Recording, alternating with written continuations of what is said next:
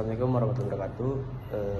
Perkenalkan kami dari kelompok 2. Hari ini kami akan mempresentasikan periodisasi perekonomian Indonesia dari penjajahan hingga era reformasi.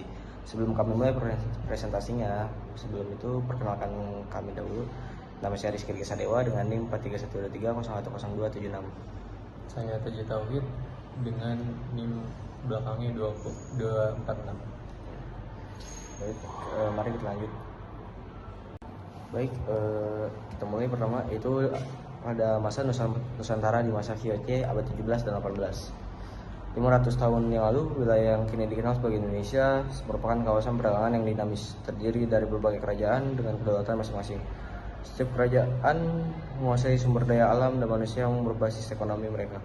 Nusantara bukanlah kawasan tertutup, perdagangan antara pulau dan negara-negara di Asia dan Eropa telah lama berlangsung. Letak geografis Nusantara yang strategis di jalur perdagangan laut antara Asia dan Eropa menjadikan pusat pertemuan berbagai budaya dan ekonomi. Lalu kedatangan VOC di abad 17. VOC membutuhkan alat tukar dalam jumlah besar untuk membiayai pembelian komoditi dari produsen dan pedagang lokal. Untuk selanjutnya diekspor ke Eropa pada awalnya. Mereka memenuhi kebutuhan ini dengan mendatangkan uang perak Belanda, yaitu gulden, dengan negara lain seperti Rix dollar.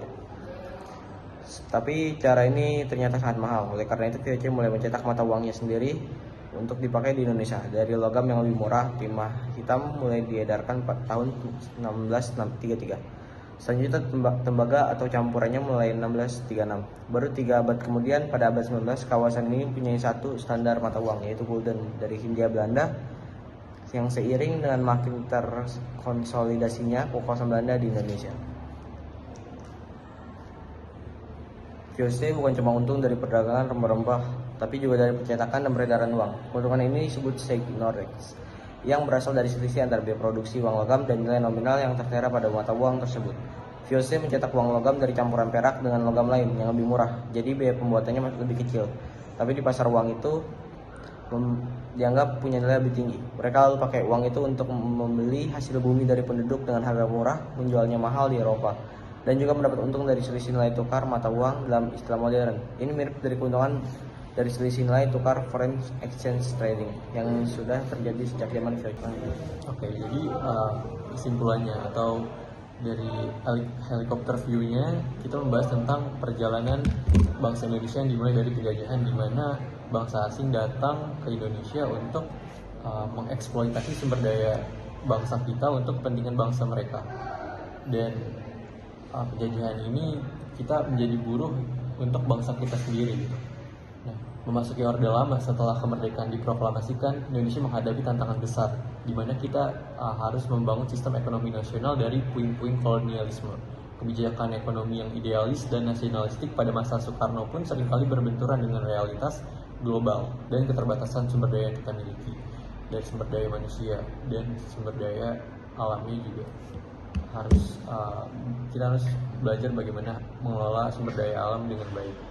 Lalu datanglah Orde Baru dengan janji stabilitas dan pembangunan ekonomi di bawah kepemimpinan Soeharto. Indonesia memasuki era pertumbuhan yang pesat, namun dibayangi oleh utang luar negeri, ketimpangan sosial, dan sentralisasi kekuasaan, sampai akhirnya terjadi krisis moneter di tahun 1998 yang menjadi titik balik untuk bangsa Indonesia. Runtuhnya Orde Baru membuka gerbang reformasi, sebuah masa di mana demokrasi dan transparansi mulai ditegakkan, dan arah pembangunan ekonomi pun kembali dibenahi untuk lebih berkeadilan dan berkelanjutan.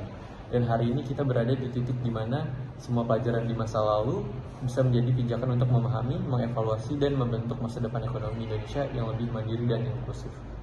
Oke, jadi itulah pembahasan kami mengenai periodisasi perekonomian Indonesia dari zaman penjajahan hingga Orde Lama, Orde Baru, dan juga reformasi.